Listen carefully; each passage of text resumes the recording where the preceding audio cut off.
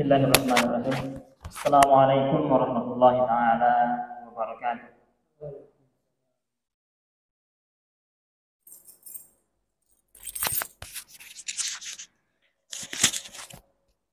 Alhamdulillah. Alhamdulillahirabbil alamin.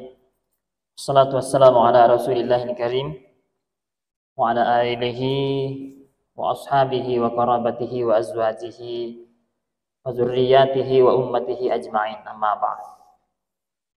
Kita bersyukur kehadirat Allah Subhanahu wa taala karena sampai malam ini, malam Ahad Pak ya,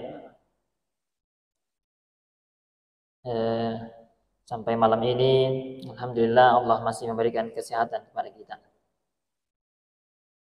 Salawat dan taslim kita kirimkan ke haribaan junjungan Nabi Allah Muhammad sallallahu alaihi wasallam. Allahumma shalli wa sallim wa barik alaih. Nabi yang sudah terlalu banyak memberikan contoh dan suri tauladan kepada kita semua. Siapa tahu butuh materinya. Bapak ya. Siapa tahu butuh materinya.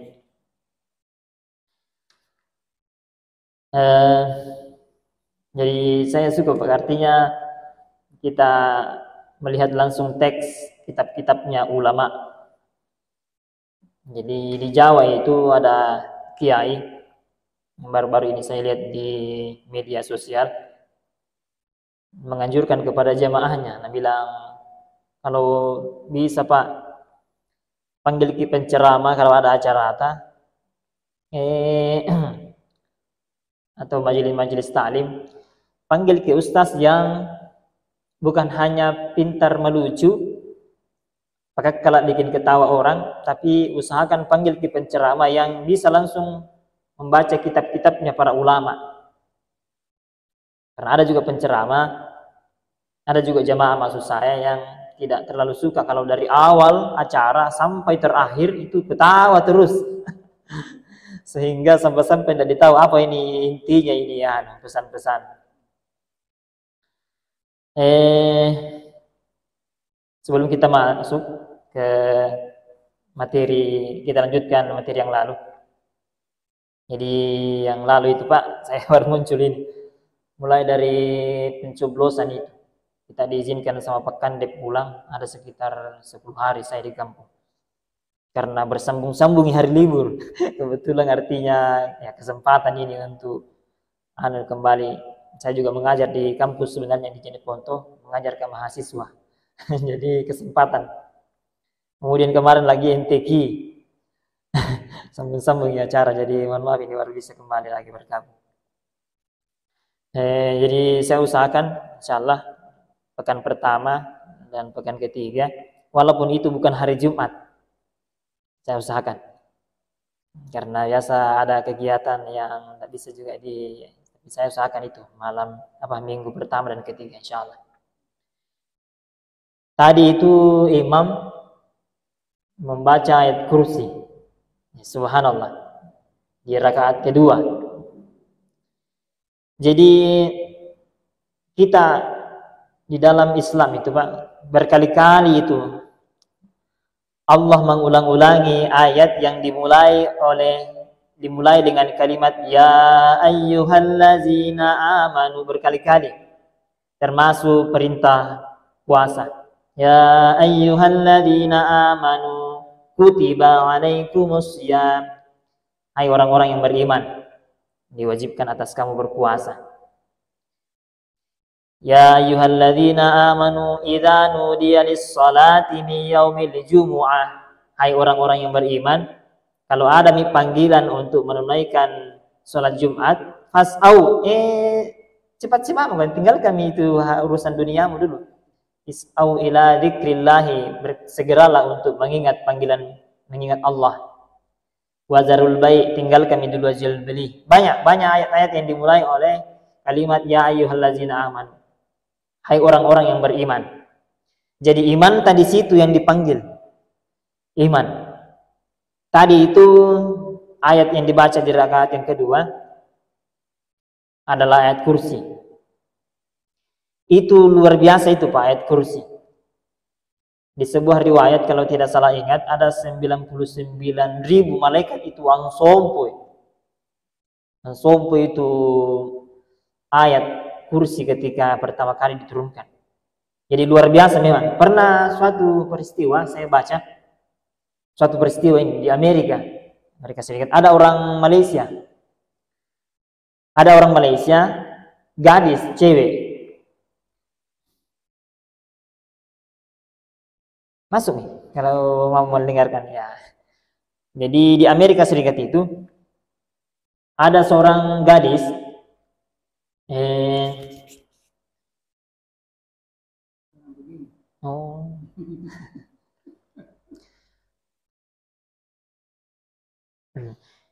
jadi kita menyimak sedikit tentang keagungan yang Allah berikan kepada Ayatul Kursi. Pernah terjadi peristiwa di Amerika Serikat, ada seorang gadis, cewek, sekitar umur 20 tahunan, itu kerja di Amerika Serikat. Jam kerjanya itu katakanlah kerja di Indomaret, sekitar jam 12 malam baru dia pulang. Itu aturannya itu di toko tempat dia kerja. Suatu malam, jadi kalau katakanlah ini tempat rumahnya di sini. Di sini tokonya. Ada jalan di sini yang terangi lampunya kalau lewat sini. Tapi jauh baru sampai di rumahnya. Tapi ada jalan lain, lorong di sini. Sempit lorongnya, sekitar enggak sampai 2 meter lebarnya itu jalan lorong. Tapi gelap. Sasang yang bilang orang Jepang itu gelap. Hampir tidak kelihatan itu muka kalau lewat. Pokoknya ada lampu tapi cahayanya di tiang lampu ke dalam kamar keluar itu. Di sini tokonya, di sini rumahnya. Kalau ambil ke jalan yang terang ada lampunya, malam hari ini harus jauh jalannya. Bisa diambil kompas, kompas diperpendek jalan, tapi lewat sini. Dan ini jalan terkenal dengan jalan yang rawan terjadi perkelahian, pencopetan, bahkan pemerkosaan. Nah ini gadis ini, dan lorongnya cukup panjang. Ketika dia pulang malam hari ini jam 2 malam, ketika dia pulang dia pikir kalau saya lewat sini jauh sekali ya. Putar. Akhirnya dia pilih jalan yang lorong itu. Di tengah-tengah lorong itu ada orang bertato. Sekitar 2 orang. Kayak orang mabuk nih. Ketika dia melihat dari agak sekitar 10-an meter, dia baca ayat kursi. Orang kebetulan ini cewek, ini Islam, Muslim dari Malaysia. Dia baca ayat kursi. A'udzubillahi minasyaitonirrajim. Bismillahirrahmanirrahim. Aku berlindung kepada Allah dari godaan syaitan yang terkutuk dengan menyebut nama Allah yang Maha Pengasih, Maha Penyayang. Allahu la ilaha illa huwal hayyul qayyum. Dia tanamkan dalam hatinya itu. Dia mau perlindungan kepada Allah Subhanahu wa taala. Dia baca ayat kursi berulang-ulang kali. Dan dia lewat di depannya itu dua orang itu yang preman lah, bertato dan sedang memegang bau-bau bau-baunya minuman keras. Kalau di Jepang itu bello. Dan dia lewat di situ. Ketika dia lewat, dia dilihati saja sama itu 2 preman, dilihati saja. Dilihat-lihati begini lewat. Dan alhamdulillah aman sampai di rumahnya. Dan padahal itu dikenal daerah rawan. Kemudian sampai di rumah, ganti baju dan seterusnya, tidur. Besok pagi gitu, dia menyalakan televisi. Besoknya pagi begitu.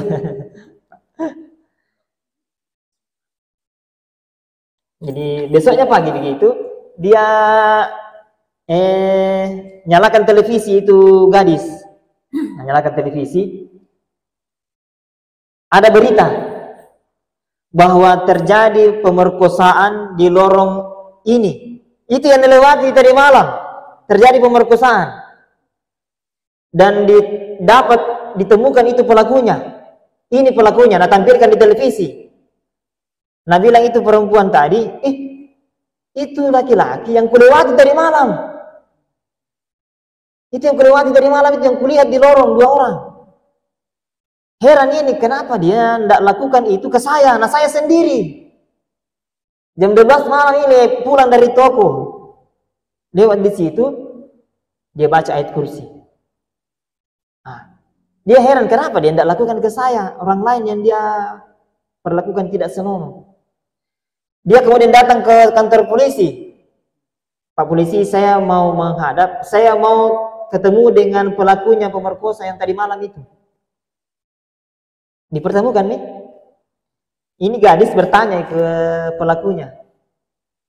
Nah bilang, Pak, saya mau tanya ini. Kita kenal saya? Nah bilang itu orang yang pemerkosa itu yang ditangkap polisi. Kamu yang lewat tadi malam di lorong kecil itu. Saya lihat kamu yang lewat di situ sekitar jam 12 malam. Nah, tanya lagi itu gadis, kalau kita lihat saya tadi malam, ini kan kita ditangkap gara-gara pemerkosaan. Tidak lama setelah saya lewat, itu terjadi pemerkosaan. Saya tanya, kenapa kita tidak perkosa saya? Ditanya ini. Nah bilang begini, waktu kamu lewat tadi malam, ada dua orang di belakangmu kiri kanan, tinggi besar orangnya. 2 orang di samping kiri. Kamu tidak sendiri tadi malam itu. Seandainya sendiri kau habis kau. Tapi ada 2 orang di kiri kananmu itu orangnya tinggi besar. Dan saya yakin tidak bisa mengalahkannya. Makanya saya lihat jago lewat. Itu luar biasanya itu ayat kursi. Iya, dari Malaysia itu. Kisahnya nyata. Saya pernah baca itu. Dan saya mencari tahu. Luar biasa itu dahsyatnya yang dibaca tadi itu Imam tak. Di ayat rakaat kedua itu ayatul kursi. Itulah Pak. Jadi ketika Allah Subhanahu wa taala mengulang-ulangi, ya ayyuhallazina amanu, hai orang-orang yang beriman. Iman tak yang dipanggil. Karena terkadang kita ini membaca ayat kursi, membaca ayat-ayat Al-Qur'an, bukan keimanan tak yang bicara. Bukan, tapi lisan tak. Ada dulu kakekku, saudara dengan, jadi saya punya kakek, ada saudaranya itu kakek.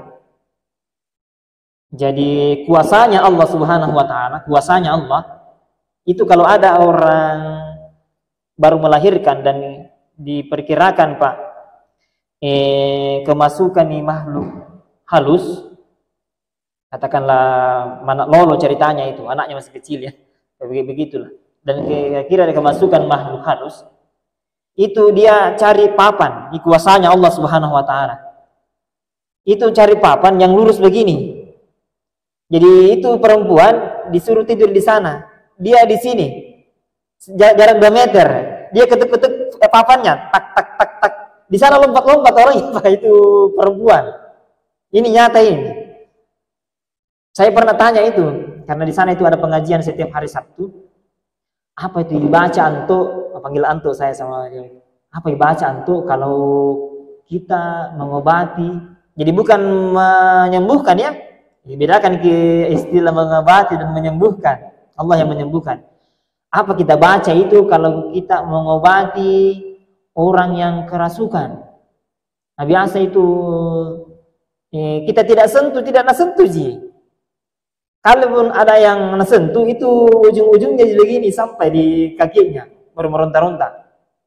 Tapi biasa juga papan selurusnya begini. Di sini diketuk-ketuk asal lurus di sana meronta-ronta. Saya tanya, apa kita baca? Surah Al-Mu'awwizatain. Al-Mu'awwizatain. Itu Al-Mu'awwizatain berasal dari kata aza ya'uzu, berlindung. Jadi 2 surah perlindungan. Jadi itu An-Nas dengan Al-Falaq. Inilah yang dibaca oleh malaikat Jibril dan Mikail. Di kepalanya Jibril, Rasulullah SAW, dan di kakinya malaikat Mikail. ketika beliau sakit. Jadi ada asbabun nuzulnya.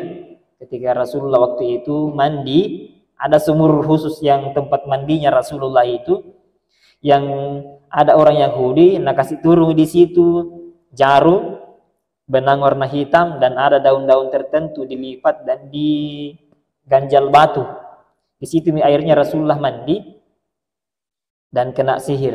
Walaupun banyak ulama tidak meyakini bahwa itu betul, masa Rasulullah kena sihir, tapi di riwayat lain menyatakan bahwa itulah sebab nuzulnya, sebab turunnya itu surah Al-Mu'awwizatain, sebab nuzulnya. Jadi saya tanya itu tadi, antuk, aku bilang antuk, apa itu dibaca? Nah, bilang surah Al-Mu'awwizatain. Saya tambah qul huwallahu ahad. Jadi An-Nas, Al-Falaq dan qul huwallahu ahad. Tapi terkadang, ini faktor keimanan lagi, Pak. Terkadang faktor keimanan, kalau kita baca itu surah Al-Mu'awwizatain tidak berefek. Tidak berefek. Saya pernah bacakan waktu MTQ di Palopo itu tahun 2010. Saya ikut mewakili Kabupaten Jeneponto waktu itu ke tingkat provinsi di bidang kaligrafi. Jadi ada anak SMA yang katanya itu bilang orang tuanya suka sekali itu sama anaknya, anak SMA. Tapi karena tidak mau keluarganya, tidak jadi, akhirnya dikena sihir. Banyak hafiz di situ dari Jeneponto yang berusaha untuk mengobati beliau. Saya di kakinya, aku baca itu surah Al-Mu'awwizatain, tidak berefek. Jadi mungkin yang kita baca itu sama yang saya baca surah Al-Mu'awwizatain dengan beliau, tapi beda efeknya. Itu karena keyakinan tak. Ya ayyuhallazina aman. Hai orang-orang yang beriman. Keimanan saya itu jauh lebih rendah bisa jadi dengan beliau. Makanya itu kalau kita membaca surah Al-Mu'awwizatain bisa jadi berbeda efeknya. Karena berbeda tingkat keimanan orang. Jadi makanya itu yang kita pertama tanamkan adalah keimanan. Baik, kita lanjut. Kita kembali ke materi kita yang selanjutnya dari materi kita yang lalu. Jadi asas-asasnya, hukum-hukum asas dalam Islam. Nah, baik. Jadi wal ahkamu tis'atun, hukum-hukum asas dalam fikih itu ada 9. Al wajibu wajib, wal mandubu sunnah, wal mubahu mubah, wal haramu haram, wal makruhu makruh, was sahihu sah, wal batilu batal, wal rukhsatu hukum keringanan, wal azimatu hukum asal. Baik.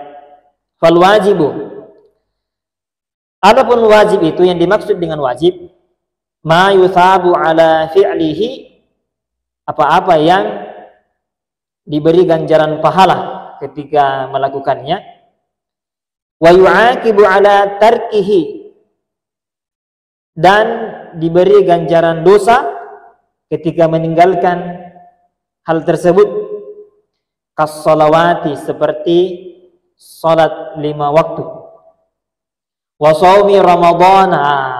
Ini kita menjelang Ramadan ini, Pak. Jadi puasa Ramadan itu al-wajib, masuk dia wajib. Apa itu wajib? Kalau kita laksanakan, insyaallah Allah akan berikan ganjaran pahala. Dan kalau ditinggalkan, ya ada efeknya, yaitu ganjaran dosa. Berbincang-bincang, kita sentil-sentil sedikit tentang puasa. Jadi itulah Allah Subhanahu wa taala. Allah itu salah satu namanya ada namanya Allah itu Tawwabun. Beda itu Taibun dengan Tawwab. Kalau Taibun isim fa'il. Pemberi taubat. Tapi ke Tawwab sa'dui tasdid di situ. Kalau hambanya berdosa, dimaafkan. Hambanya berdosa lagi, dimaafkan lagi. Hambanya berdosa lagi, dimaafkan lagi. Itu Tawwab. Kalau Taibun isim fa'il, panjang ini itu ta'nya. Kalau satu kali berdosa dimaafkan, berdosa lagi, belum tentu dimaafkan. Taibun. Tapi kalau Tawwab, itu maha penerima taubat hambanya. Sama dengan ghafirun. Ghafirun itu jadi taibun, ghafirun, sama bentuknya dalam bahasa Arab. Beda dengan ghaffar.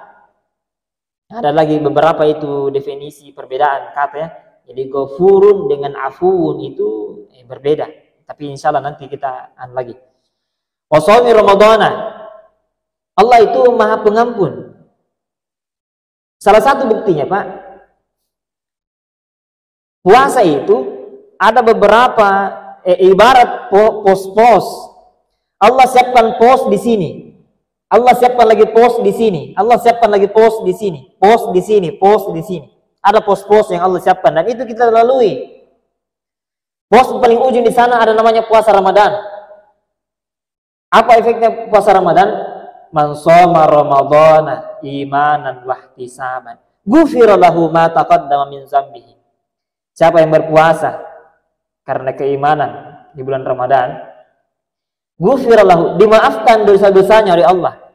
Ada juga hadis lain, kayaumi waladathu ummu, dia pada waktu itu hari Idul Fitri itu, kayaumi waladathu ummuhu, dia bersih dari dosa-dosanya sebagaimana bersihnya anak kecil itu yang baru lahir dari rahim ibunya dari dosa-dosa. Satu pos. Ada lagi pos sudah itu bulan 6 hari setelah Ramadan. Man shoma ramadhana tsumma atba'ahu sittam min syawal kana kasiyamid dahri. Siapa yang berpuasa di bulan Ramadan kemudian diikuti 6 hari di bulan Syawal, seakan-akan dia pahalanya itu seakan-akan dia berpuasa selama 1 tahun namanya.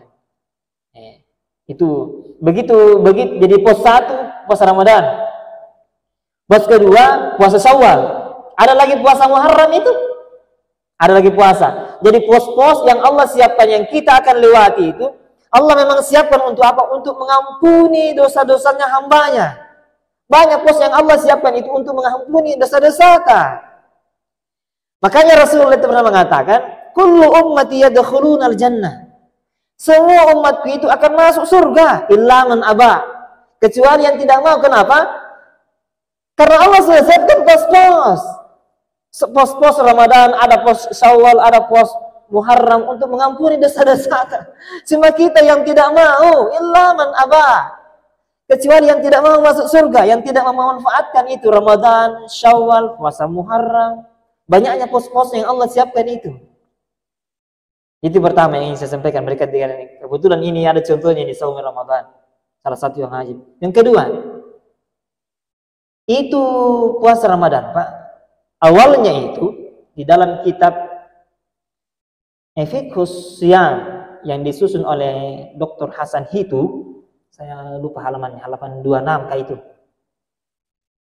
Dulu di awal turunnya itu puasa, perintah puasa, itu tidak sama dengan sekarang. Dulu itu bisa kita bahas itu di Fiqhus Siyam, tapi sayangnya dia berbahasa Arab ya.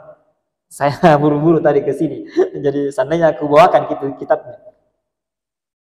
Ada jadi download, saya download juga itu. Jadi dulu itu Pak, ketika pertama kali turun perintah puasa, ya ayyuhalladzina amanu kutiba alaikumus syiyam kama kutiba alal ladzina min qablikum la'allakum tattaqun. Hai orang-orang yang beriman, diwajibkan atas kamu berpuasa sebagaimana diwajibkan atas orang-orang terdahulu sebelum kamu, agar kamu bertakwa. Ketika ayat ini turun, itu realisasi aplikasi pengejauhan tahan ya, pelaksanaan puasa pada waktu itu oleh para sahabat. Puasanya puasanya sahurnya sama dengan kita. Jadi fajar berlaku, azan subuh itu masuk azan maghrib, berbuka sebentar. Berbuka sebentar, sekitar setengah jam. Sekitar setengah jam lah. Itu berbukanya. Setelah itu lanjut lagi puasa malamnya, Pak. Lanjut lagi puasa malamnya. Itu puasa pertama kali itu. Ketika turun perintah berpuasa itu. Setengah jam dibuka puasa, puasa lagi malamnya sampai fajar, setengah jam berbuka puasa di situ, lanjut lagi paginya. Padahal para sahabat pada waktu itu juga pekerjaannya berat-berat, memanggul benda-benda, kan banyak-banyak sahabat itu pedagang. Makanya di surah Al-Jumu'ah itu, surah Al-Jumu'ah, ya ayyuhalladzina amanu idza nudiya lis-sholati min yaumil jumu'ah fas'au ila dzikrillah wa zarul bai'. Kalau hai orang-orang yang beriman, pada hari Jumat untuk menunaikan sholat Jumat, fas'au, bersegeralah, wazarul bai', tinggalkan jual beli. Itu menandakan bahwa para sahabat pada waktu itu mayoritas itu pedagang. Bagaimana itu pedagang? Kan banyak barang-barangnya. Jadi dia kerja keras pada siang hari. Nah, begitu buka, sekitar setengah jam digunakan. Apalagi ya namanya laki-laki itu ada kebutuhannya kepada istrinya. Bahkan terkadang sahabat itu tidak buka dengan makan apa, roti atau gandum atau kurma, tidak. Yang digunakan untuk berbuka itu adalah istrinya. Boleh tidak? Boleh, dalam ilmu fikih boleh. Nah, dalam keadaan capek, kemudian dia tunaikan kewajibannya kepada istrinya, itu juga katanya capek, katanya. Karena saya ini masih jomblo Pak, jadi belum tahu hal seperti itu. Apa yang terjadi kemudian? Jadi capek, dalam keadaan capek, lapar, kemudian melakukan buka puasa dengan istrinya, pekerjaan berat juga, akhirnya banyak sahabat pada waktu itu pingsan sahabat, karena waktunya juga sedikit. Kabar tentang banyaknya sahabat yang pingsan itu sampai ke telinganya Rasulullah SAW. Banyak sahabat yang pingsan ya Rasulullah. Turun nih ayat berapa itu? 127 ya kalau salah. Ayatnya mengatakan begini. Uhilla lakum lailatas siyamir rafathu ila nisaikum hunna libasul lakum wa antum libasul lahun. Dihalalkan bagi kamu lailatus siyami, pada malam Ramadan, ar-rafathu ila nisaikum, bergaul dengan istrimu. Hunna libasul lakum, istrimu adalah pakaianmu, wa antum libasul lahunna, kalian juga pakaian untuk istri-istrimu. Sejak turun itu ayat, dihalalkan bagi kamu pada malam berpuasa itu bergaul dengan istrimu, tidak puasa lagi pada malam hari.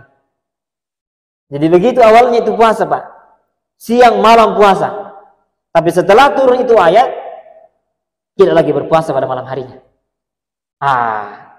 Coba kita telah sedikit ini. Masih banyak ini turun ini. Masih banyak ini turun. Kita mandek dulu di puasa ini. Ternyata Allah Subhanahu wa taala pun itu merevisi undang-undangnya, Pak. Jangankan kita ini pemerintah yang merevisi undang-undangnya, permen, peraturan pemerintah, peraturan menteri, kepres, keputusan presiden. Jangankan manusia, yang undang-undang seperti itu termasuk Undang-Undang Dasar 45 itu kan diamandemen, direvisi itu. Itu kan hasil buatan manusia. Jadi jangankan kita manusia, Allah Subhanahu wa taala pun itu merevisi undang-undangnya. Jadi memperbaiki kembali. Makanya juga ada istilah itu nasikh mansukh dalam ilmu Al-Qur'an itu. Ya, ada yang dinasakh. Ya, tidak berlaku lagi ayat itu kecuali dalam keadaan tertentu. Apa hikmahnya?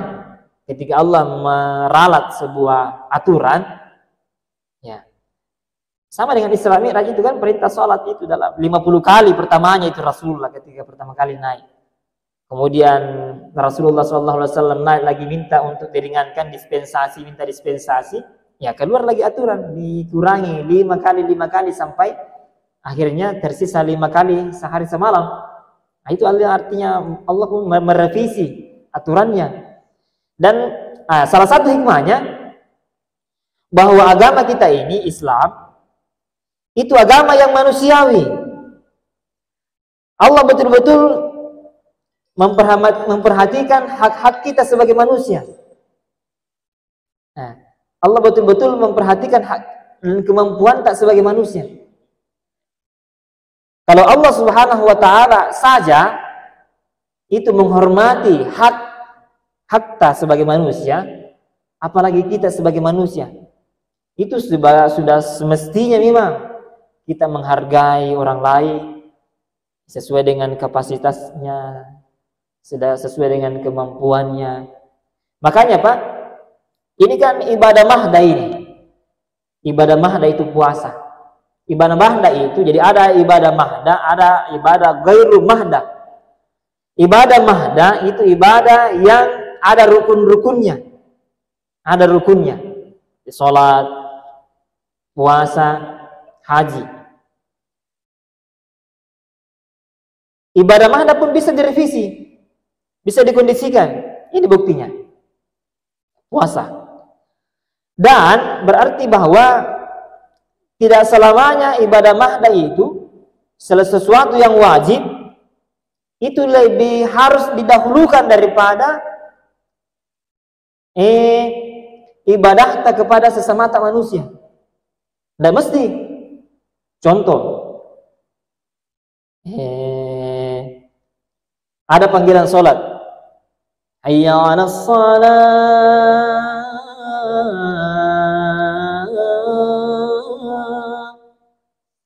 Sementara ada pak polisi, itu kan panggilan salat, panggilannya Allah itu. Tapi ada pak polisi di jalan, katakanlah di jalan di kota, di benteng, macet di jalan di situ Pak. Sementara ada ambulans, ini ambulans, penumpangnya di atas. Kita ingatkan saya Pak, kalau waktunya, karena biasa saya tidak menyadari kalau jam berapa biasa Pak? Jam 7.30 kan? Masih ada 15 menit kalau 7.30 atau 40 kan? Jadi saya lanjut. Jadi tidak selamanya itu yang wajib, itu harus yang kewajiban tak kepada Allah harus lebih didahulukan daripada kewajiban tak kepada manusia, yang tak mesti. Tergantung kondisinya. Nah, contoh yang saya anggap tadi itu. Ketika kita ada di kota, di Benteng atau di Makassar lah, di Makassar karena lebih ramai di sana. Di Pettarani itu, sementara azan di Masjid Telkom Nurul Iman itu di Pettarani, hayya 'alas shalah, itu di jalan Pettarani macet. Ada polisi di situ. Lewat 20. Oh, berarti 1 menit. Nah ya, saya kasih contoh dulu ini. Ada ambulans lewat di macet ini, macet. Itu penumpangnya itu ambulans, bos di atas, pimpinan sebuah yayasan yang mengayomi anak yatim. Kalau dia meninggal, bisa jadi ini anak-anak yatim ini tidak terurus lagi karena dia ketua yayasan ini. Pak polisi pada waktu itu mendengar suara azan di Masjid Nurul Iman Telkom. Panggilannya Allah itu kalau hayya 'alas shalah. Sementara ada panggilan kemanusiaan juga, panggilan manusia, kewajiban juga itu. Yang mana dia harus didahulukan? Dia harus meninggalkan orang ramai macet untuk sholat, panggilannya Allah, ataukah dia menunaikan dulu panggilan manusia yang butuh pertolongan ini, yang bisa jadi terancam nyawanya kalau tidak ditolong. Akhirnya Pak polisi memilih mau nolong, mengurai kemacetan itu dan lolos jalan ini ambulans dan sampai di rumah sakit dan bisa diselamatkan nyawanya. Alhamdulillah banyak anak-anak yatim bisa terselamatkan juga nasibnya. Karena dia mengurai kemacetan, Pak Ustadz bisa sampai ke majelis taklim, para guru juga bisa menunaikan kewajibannya, dan banyak-banyak hal yang lain yang bisa terselamatkan. Gara-gara Pak polisi yang masuk mengurai kemacetan. Panggilannya Allah dinomor duakan. Sementara ini nyawanya manusia ini didahulukan. Jadi tidak selamanya itu Pak, bahwa panggilannya Allah yang berkaitan dengan Allah, ibadah mahda, yang ibadah vertikal didahulukan, tidak. Tergantung kondisinya. Kalau itu hal untuk menyelamatkan nyawa manusia, selamatkan dulu itu nyawa manusia. Saya kira sekian dulu Pak ya. Karena waktu sudah masuk salat Isya, insyaallah kita akan lanjutkan. Saya usahakan Pak, sebelum saya pulang saya muncul lagi. Karena kita akan pulang ini untuk menyambut insyaallah sih menyambut Ramadan pekan depan kayaknya. Mudah-mudahan Pak bermanfaat. Mudah-mudahan duduk-duduk tadi sini mendengarkan sedikit lah masukan-masukan apa fatwa-fatwa agama sambil menunggu waktu salat Isya beribadah ibadah di sisi Allah Subhanahu wa taala. Subhanakallahumma rabbana bihamdika asyhadu an la ilaha illa anta subhanaka astaghfiruka wa atubu ilaik. Wassalamualaikum warahmatullahi taala wabarakatuh.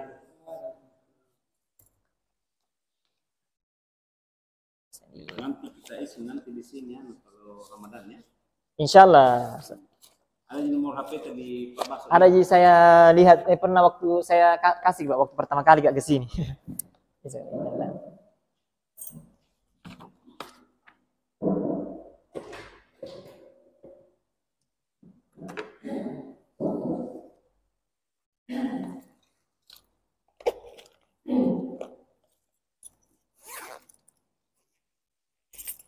Allah